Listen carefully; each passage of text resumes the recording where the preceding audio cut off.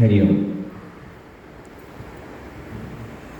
വിനയപൂർവ്വം ഒരു അഭ്യർത്ഥന ഇടതുപക്ഷത്തിരിക്കുന്നവരോട് ചെയ്തുകൊള്ളട്ടെ. നിങ്ങളുടെ കസേരകൾ എടുത്തിട്ട് ഈ ഗ്യാപ്പ് നിവർത്തും പോലെ ഇങ്ങോട്ടേക്ക് വന്നിരിക്കാമോ പ്ലീസ്? Thank you. അതെ,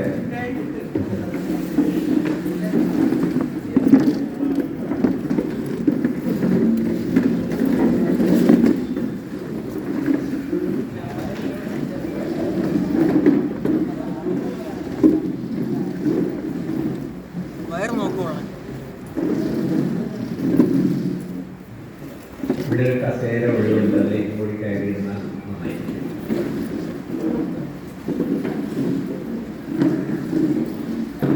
അമ്മ ഇങ്ങോട്ടേക്ക് എന്നോടോ.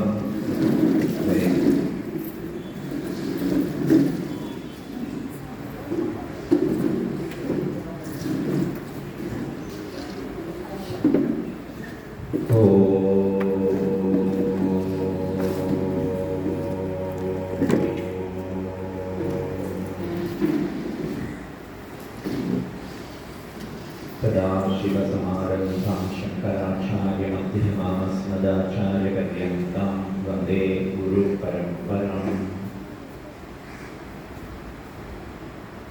കൂജന്തം രാമ രാമേതി മധുരം മധുരാക്ഷരം ആരുഹ്യകവിതാശാഖാം വന്ദേ വാൽമീകികോകിലം. വാമേ ഭൂമിസുതാപുരശ്ച ഹനുമാൻ പശ്ചാത്സുമിത്രാസുരഃ ശത്രുഘ്നോ ഭരതശ്ച പാർശ്വദളയോർവായുവാദികോണേഷു ച സുഗ്രീവശ്ച വിഭീഷണശ്ച യുവരാട് താരാസുതോ ജാംബവാൻ മധ്യേ നീലസരോജകോമളരുചിം രാമം ഭജേ ശ്യാമളം. ഉല്ലംഘ്യ സിന്ധോ സലിലം സലീലം യശോകമന്യം ജനകാത്മജായാഃ ആദായ തേനേവ ദദാഹ ലങ്കാം നമാമി തം പ്രാഞ്ജലിരാഞ്ജനേയം.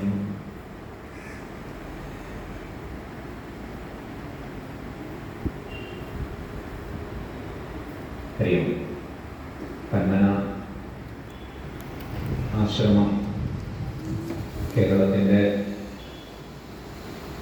സാമൂഹികവും സാംസ്കാരികവും ധാർമ്മികവും ദാർശനികവുമായ വിഷയങ്ങളിൽ അത്യുജ്വലമായ സ്ഥാനം അലങ്കരിക്കുന്ന സ്ഥാപനമാണ്. ഇവിടെ കേന്ദ്രീകരിച്ചുകൊണ്ട്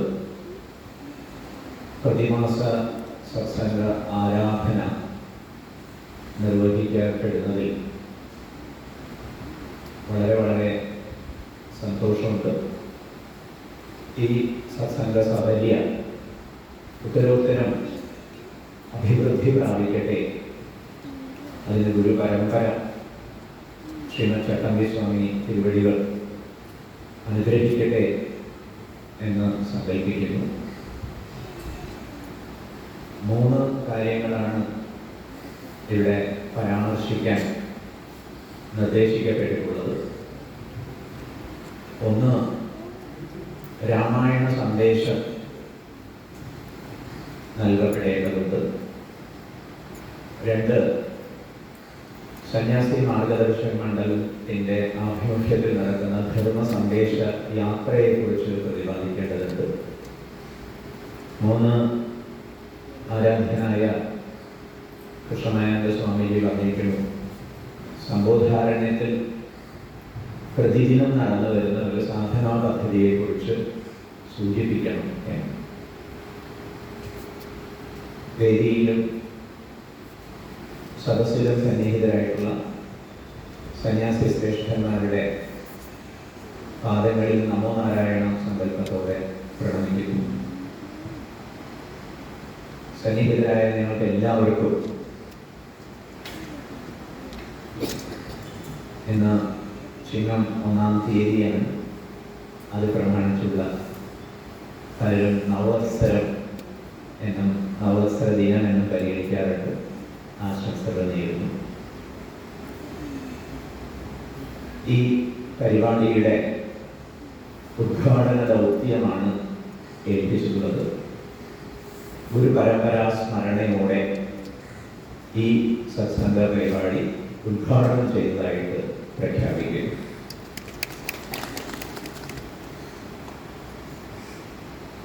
രാമായണം ധർമ്മ സന്ദേശം നൽകാൻ ഉദ്ദേശിച്ചുകൊണ്ട് വിരചിതമായ കൃതിയാണ്, ഇതിഹാസമാണ്, ചരിത്ര ആഖ്യായികയാണ്. വാൽമീകി മഹർഷി കൃത്യമായിട്ട് അങ്ങനെ തന്നെയാണ് ശ്രീ നാരദരിൽ നിന്ന് ഉത്തമ പുരുഷ ചരിതം കേട്ടറിഞ്ഞത്. ഇപ്പൊ ചോദ്യം വ്യക്തം, പറയേണ്ട ആള് തന്നെയാണ് ഉത്തരം പറഞ്ഞത്. പൊതുവെ പ്രഭാഷണങ്ങളിൽ ആവർത്തിച്ച് ഉപയോഗിക്കാറുള്ള പ്രയോഗം തന്നെ ഇവിടെയും ഉപയോഗിക്കേണ്ടതുണ്ട്. വിശദാംശങ്ങളിലേക്ക് കടക്കുന്നില്ല. അതൊരു സൂചനയാണ്. എത്ര വേണമെങ്കിലും നമുക്ക് വിശദാംശത്തിലേക്ക് പോകാൻ അവസരമുള്ള കാര്യമാണ്. എന്തുകൊണ്ട് വാൽമീകി മഹർഷി ചോദിച്ചു, എന്തുകൊണ്ട് ശ്രീ നാരദര് ഇങ്ങനെ ഉത്തരം പറഞ്ഞു, ഈ കാര്യങ്ങളൊക്കെ വിശദമായി ചിന്തിക്കാം. ഏതായാലും ചോദ്യത്തിന്റെ ഉത്തരം ഉത്തമ പുരുഷനെ അവതരിപ്പിക്കണം എന്നുള്ളതായിരുന്നു. രചനാ സന്നദ്ധനായിട്ടാണ് വാൽമീകി മഹർഷി ചോദ്യം ചോദിച്ചത്. പിന്നീട് നാൻമുഖന്റെയും കൂടി അനുഗ്രഹം രചനാ വിഷയത്തിൽ ഉണ്ടായി എന്നതാണ് വസ്തുത. രാമോ വിഗ്രഹവാൻ ധർമ്മ എന്ന താക്കോൽ വാക്യത്തെ കീവേഡ് പരിഗണിച്ചുകൊണ്ട് രാമായണ യാത്ര നടത്തേണ്ടതുണ്ട്. അതിന് രാമായണ മാസ ആചരണങ്ങളിലും അതുപോലെ തന്നെ മറ്റ് രാമായണ സത്സംഗങ്ങളിലും അനുബന്ധ പരിപാടികളിലുമൊക്കെ സാധിക്കട്ടെ. കാരണം വാൽമീകി മഹർഷി അങ്ങനെ ഒരു ഉദ്ദേശത്തെയാണ് മുന്നിൽ വെച്ചത്. ആ ഉദ്ദേശം സഫലമാവേണ്ടതുണ്ട്.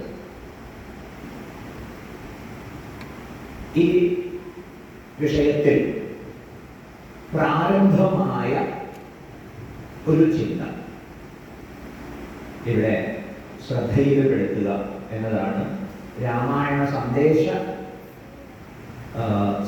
നൽകുക എന്ന കാര്യത്തിൽ നിർവഹിക്കുന്നത്. എന്താണ് ഇവിടെയുള്ള ഒരു പ്രാഥമിക ചിന്ത? ശ്രീരാമചന്ദ്രൻ തന്റെ നിശ്ചയത്തിൽ ദൃഢത പുലർത്തി. കൗസല്യ മാതാവ് തടഞ്ഞിട്ടും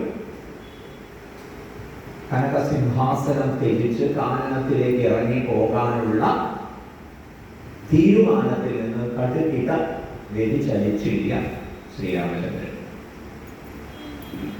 വീണ്ടും ലക്ഷ്മണൻ ജ്വലിച്ചു നിന്ന് തടയാൻ ഉദ്യമിച്ചു, ന്യായവാദം ഉന്നയിച്ചു, യുക്തികൾ പലതും അക്കമിട്ട് നിരത്തി.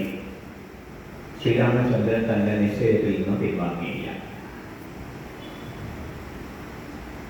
സീതാദേവി തടയുന്ന പ്രകാരമല്ല ഇടപെട്ടത്, കൂടെ പോകാൻ കാക്ഷിച്ചിരുന്നു. ഒടുവിലാണ് ധാർമ്മികമായ ചർച്ചയുടെ പശ്ചാത്തലത്തിൽ അതിന് അനുവദിക്കുന്നത്. അമ്മയെ ശ്രീരാമചന്ദ്രജി എങ്ങനെയാണ് തിരുത്തി അനുവാദം മേടിക്കുന്നത്? അമ്മ ഉന്നയിക്കുന്ന ഒരു പ്രധാന ചോദ്യം അധ്യാത്മരാമായണം കിളിപ്പാട്ടിലുണ്ട്. അത് അച്ഛൻ ഭവാന് ഗുരുവാണ്, ഗുരു പറയുന്നത് അനുസരിക്കണം എന്നാണെങ്കിൽ അതേ സ്ഥാനം എനിക്കുണ്ടല്ലോ.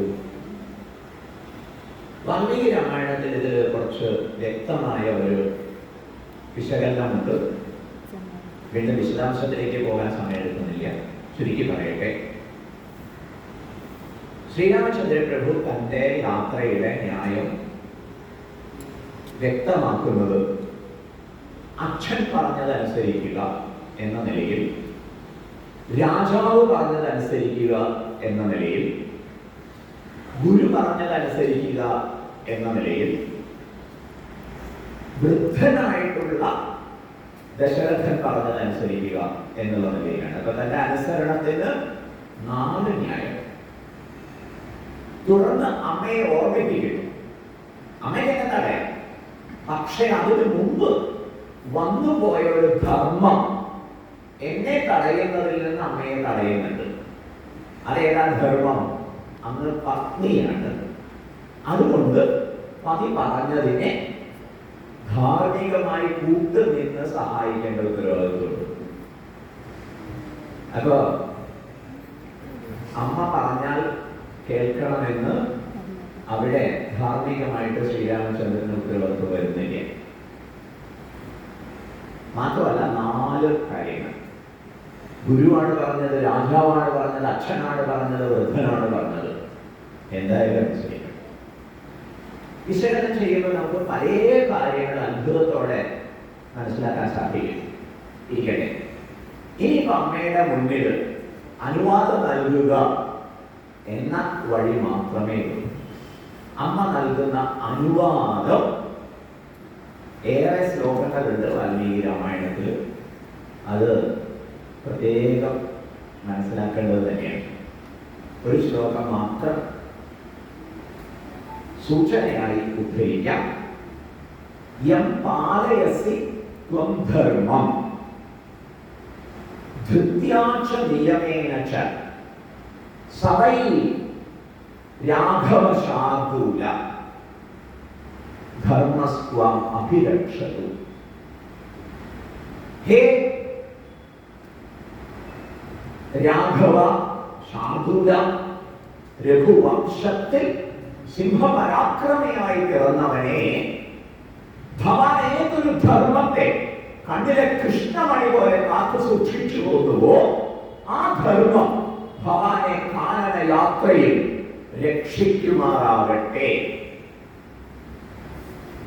ഇങ്ങനെ കൗസല്യ മാതാവ് പറഞ്ഞിടത്ത് വീണ്ടും പല കാര്യങ്ങളും വിശകലനം ചെയ്യാനുണ്ട്. ഇതിൽ അണ്ടർസ്റ്റുഡ് ആയിട്ടുള്ള ഒരു കാര്യം എന്താണ്? ശ്രീരാമചന്ദ്രൻ ധർമ്മം ഇതുവരെ പാലിച്ചു പോന്നിട്ടുണ്ട് എന്നതാണ്. അതിനുള്ള പ്രേരണയും അന്തരീക്ഷവും കുടുംബത്തിൽ നൽകിയിട്ടുണ്ട് എന്നുള്ളതാണ്. ധർമ്മപാലന വ്യഗ്രതയുള്ള കൗസല്യ മാതാവ് അത് ശ്രദ്ധിച്ചിരുന്നു. ധർമ്മോ രക്ഷതി രക്ഷിത എന്ന് നാം ആവർത്തിക്കാറുണ്ട്. പക്ഷേ രക്ഷിക്കപ്പെടുന്ന ധർമ്മമാണ് തിരിച്ചു നമ്മെ രക്ഷിക്കുക. രാമന്റെ കാര്യത്തിൽ സംഭവിച്ചിരിക്കുന്നു. ഇനി ആ ധർമ്മം രാമനെ യാത്രയിൽ രക്ഷിക്കും. എങ്ങനെയാണ് രക്ഷിക്കാൻ പോകുന്നത് എന്നുള്ളത് വിശകലനം ചെയ്യേണ്ട വിഷയമാണ്. ഇതുവരെ ധർമ്മം പാലിച്ച ഒരാൾ വീണ്ടും ധർമ്മം പാലിക്കും. അങ്ങനെ ധർമ്മം പാലിക്കുന്നത് തന്നെയാണ് രക്ഷ. വിശദാംശത്തിലേക്ക് പോകുന്നില്ല. നമ്മുടെ കുട്ടികൾ ജോലി തേടി പോകുമ്പോഴോ അല്ലെങ്കിൽ ഉപരിപഠനത്തിന് പോകുമ്പോഴോ ഒക്കെ അനുഗ്രഹിക്കുന്ന സമയത്ത് ഇത് പറയാൻ നമുക്ക് സാധിക്കുമോ? ഇങ്ങനെയാണ് ധർമ്മവിഷയകമായ രാമായണ ധർമ്മവിഷയമായ ചർച്ച ആരംഭിക്കേണ്ടത്. ഇതാണ് സൂചിപ്പിക്കാൻ ഉദ്ദേശിച്ചത്. നമുക്കതിന് കഴിയുമോ? എൻ്റെ കുട്ടികളൊക്കെ ധർമ്മം പാലിക്കുന്നവരാണ്. അതുകൊണ്ട് മകനെ മകളെ എന്ന് നമുക്ക് അനുഗ്രഹിക്കാൻ സാധിക്കുമോ? ചെയ്ത് നീ ഇതുവരെ പാലിച്ചു വന്ന ധർമ്മമില്ലേ, അത് നിന്നെ രക്ഷിക്കും എന്ന് പറയാൻ നമുക്ക് സാധിക്കുമോ? അതിനനുസൃതമായ ഒരു കുടുംബാന്തരീക്ഷം വ്യവസ്ഥ ചെയ്തെടുക്കുന്നതിന് നമുക്ക് സാധിച്ചിട്ടുണ്ടോ? ഈ കാര്യത്തിലാണ് നാം വളരെയേറെ നേരത്തെ അധ്യക്ഷൻ സ്വാമിജി സൂചിപ്പിച്ചതുപോലെ ഉദാസീനരായി പോയിരിക്കുന്നു. ആ ഉദാസീനതയെ വലിച്ചെറിഞ്ഞുകൊണ്ട് സടകുടഞ്ഞ് എഴുന്നേൽക്കാൻ കാലം അതിക്രമിച്ചിട്ടുണ്ട്. അതിന് എല്ലാവരും തീരുമാനമെടുക്കണം. തുടർന്ന് ശ്രീരാമചന്ദ്ര പ്രഭു എങ്ങനെയാണ് ധർമാധിഷ്ഠിതമായി വനയാത്ര നിർവഹിച്ചത്, ദശമുഖനെ ഹനിച്ചത് എന്നുള്ളതൊക്കെ ആവർത്തിച്ച് ഗ്രഹിക്കേണ്ട ചരിത്രപാഠങ്ങളാണ്. പ്രായോഗികമാക്കേണ്ട സമയത്ത് അതിനെ നമ്മുടെ ജീവിതത്തിലേക്ക് അന്വയിക്കേണ്ടതായിട്ട് വരും. ശ്രീരാമചന്ദ്ര പ്രഭു ശരിയായ പ്രഭാവത്തിൽ പഠിക്കപ്പെടേണ്ടതുണ്ട്. ഞങ്ങൾ കൃഷ്ണനാരായണ സ്വാമിജി സംസ്കൃതത്തിൽ നല്ല വിദ്വത്വം ഉണ്ട്. ഇത് പ്രമാണിച്ച് മാനുഷാദ എന്ന പ്രയോഗത്തിന്റെ സാധുത സ്വാമിക്ക് സമ്മതമായിട്ടേ തോന്നാറില്ല.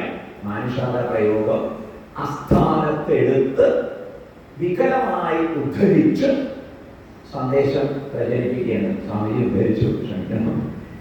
മാനുഷാദ എന്ന് പറഞ്ഞാൽ അരുത് കാട്ടാള എന്ന് അന്വയിക്കാൻ വാൽമീകി മഹർഷി രചിച്ച വാൽമീകി രാമായണത്തിലെ ശ്ലോകം അനുവദിക്കുന്നില്ല. ഇനി അങ്ങനെ ഉദ്ധരിക്കുന്നവരുടെ സ്വാമിജി അത് വളരെ നല്ല അർത്ഥത്തിൽ നമുക്ക് പരിചയപ്പെടുത്തുന്നു. പക്ഷേ മാനുഷാദായ ഉദ്ധരിക്കുന്നവരുടെ ഉദ്ദേശം എന്താണെന്നറിയാമോ? അരുത് കാട്ടാള, തികഞ്ഞ അഹിംസയുടെ ശാസ്ത്രമാണ് രാമായണം. ശ്രീരാമചന്ദ്ര പ്രഭു എത്ര അഹിംസാലു എന്ന് പറഞ്ഞ ധീര വീര പരാക്രമിയായ കോദണ്ഡ രാമനെ ഒന്നിനും കൊള്ളാത്ത, എല്ലാം സഹിക്കുന്ന, ക്ഷമിക്കുന്ന ഒരു വ്യക്തി പ്രഭാവമായി വികലമായി ചിത്രീകരിക്കാൻ അഹിംസാ സിദ്ധാന്തത്തെ കലർത്തിയിട്ട്, അഹിംസ എന്ന് പറയുന്നത് എത്ര ഉദാരമായ ഉജ്ജ്വലമായ ദാർശനിക പ്രഖ്യാപനമാണെന്ന് അറിയാമോ? അതിനെ നിരുത്തരവാദിത്വത്തിന്റെ, നിസ്സഹായതയുടെ, ദൗർബല്യത്തിന്റെ ഒരു മാനം നൽകി ചിത്രീകരിക്കുന്ന അപകടം. അഹിംസയുടെ പ്രവക്താവായ രാമനെയാണ് ഇന്ന് ഹിംസയ്ക്ക് വേണ്ടി ആളുകൾ ആഘോഷിക്കുന്നത്. മാനുഷാദ എന്നതാണ് രാമായണ സംഗ്രഹം. ഇങ്ങനെയാണ് വ്യാഖ്യാനം. ഈ വ്യാഖ്യാനം ശരിയല്ല. ഖരനെയും ദൂഷണനെയും ത്രിശിരസിനെയും 14,000 വരുന്ന പടയെയും തുടർന്ന് ലങ്കയിൽ രാക്ഷസ വൃന്ദത്തെയും ഒക്കെ ഒടുവിൽ ബഹിർമുഖ രാവണനെയും വധിച്ചിട്ടുള്ള ശ്രീരാമചന്ദ്ര പ്രഭുവാണ് നമുക്ക് മാതൃകയാവേണ്ടത്, ആരാധ്യനാവേണ്ടത്. അധർമ്മത്തിനെതിരെയുള്ള, അത് വ്യക്തി ജീവിതത്തിലായാലും ശരി, കുടുംബ ജീവിതത്തിലായാലും ശരി, സാമാജിക ജീവിതത്തിലായാലും ശരി, രാഷ്ട്ര ജീവിതത്തിലായാലും ശരി, അധർമ്മത്തിനെതിരെയുള്ള പോരാട്ടം ശരിയായ ധാർമ്മിക അവബോധത്തിന്റെ പശ്ചാത്തലത്തിൽ നിർവഹിക്കപ്പെടേണ്ടതുണ്ട്. ഈ വിഷയത്തിൽ ഇടപെടൽ ആവശ്യമായി വന്നിരിക്കുന്നു എന്ന് സന്യാസി സമൂഹം തിരിച്ചറിഞ്ഞതിന്റെ പശ്ചാത്തലത്തിലാണ് ഒക്ടോബർ മാസം 7-ാം തീയതി കാസർഗോഡ് നിന്ന് ആരംഭിച്ചു തിരുവനന്തപുരം വരെ സന്യാസി മാർഗദർശക മണ്ഡലത്തിന്റെ നേതൃത്വത്തിലുള്ള ധർമ്മ സന്ദേശ യാത്ര നടത്താൻ പോകുന്നത്. യാത്ര ഇവിടെ വരുമ്പോൾ നിങ്ങളെല്ലാവരും ഉജ്ജ്വലം പ്രവർത്തിച്ച് കൊല്ലത്ത് ചുരുങ്ങിയത് 100,000 പേരെങ്കിലും സമാഗമിക്കുന്ന സനാതന ധർമ്മ വിശ്വാസികളുടെ ഒരു സമാഗമ ഉത്സവമാക്കി മാറ്റണം എന്ന് ഈ സമയത്ത് നിങ്ങളോട് എല്ലാവരോടും അഭ്യർത്ഥിച്ചുകൊള്ളട്ടെ. പന്മന പ്രദേശത്തു നിന്ന് എത്ര ബസ്സിൽ ആളുകൾ സമ്മേളന നഗരിയിലേക്ക് എത്തിച്ചേരും? നിങ്ങൾ ഓരോരുത്തരും ഉത്സാഹിച്ച ഓരോരുത്തരും ഒരു ബസ്സിന് വേണ്ടുന്ന ആളുകളെ എത്തിക്കാൻ ഉദ്യമിക്കുക. അത്തരത്തിലുള്ള ഒരു പ്രവർത്തനം നിർവഹിക്കേണ്ടത് ഈ നാട്ടിന്റെ ഇന്നത്തെ പൂജ്യസ്വാമിജി ചൂണ്ടിക്കാണിച്ചതുപോലുള്ള പല ദുരവസ്ഥകൾക്കുമുള്ള പരിഹാരമാണ്. അതുകൊണ്ട് ധർമ്മ സന്ദേശ യാത്രയുമായി ബന്ധപ്പെട്ട് സൂചിപ്പിക്കാനുള്ളത് ഇതാണ്: നിങ്ങൾ ഓരോരുത്തരും ഒരു ബസ്സിലുള്ള ആളുകളെ ശേഖരിക്കുന്ന വിഷയത്തിൽ മനസ്സിലെത്തണം. എനിക്ക് സാധിക്കുമോ സാധിക്കില്ല ആരംഭിക്കാതെ എൻ്റെ ഒരു ലിസ്റ്റ് ഉണ്ടാക്കുക. അന്ന് സമ്മേളന നഗരിയിൽ പങ്കെടുക്കാൻ ഞാൻ ആരെയൊക്കെ ക്ഷണിക്കാൻ പോകുന്നു. അങ്ങനെ ഓരോരുത്തരും ഓരോ ബസ് ആ നിലയ്ക്ക് പ്രവർത്തനം ചെയ്യണം എന്ന് നിർദ്ദേശിച്ചു കൊള്ളട്ടെ. കാരണം അത് വളരെ അടിയന്തിരമായ കാര്യമാണ്. സംഭവ ഫൗണ്ടേഷന്റെ കൊല്ലത്തുള്ള ആശ്രമം സംബോധാരണ്യം, അവിടെ ആയതിന്റെ തീരത്താണ്. വളരെ മനോഹരമായ ഒരു പ്രദേശമാണ്.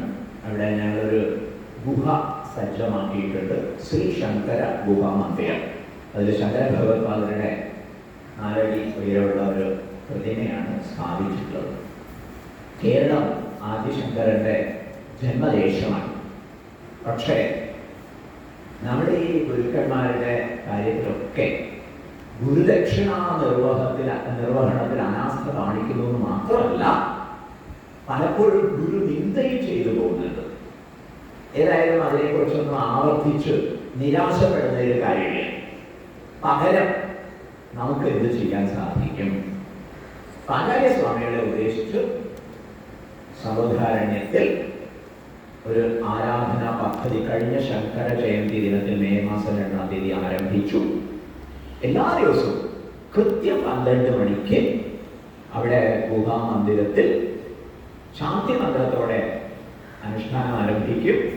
ചില ശാങ്കര സ്തോത്ര കൃതികൾ പാരായണം ചെയ്ത ശേഷം സാധനാവർത്തനം, ദക്ഷിണാമൂർത്തി സ്തോത്രം, പിന്നെ ഗുരുപരമ്പര ധ്യാനം, ഇത് ചെയ്ത ശേഷം ആചാര്യ ഭഗവത്പാദരുടെ ശങ്കര ഭാഷ്യം അത് 10 മിനിറ്റ് നേരം വായിക്കും.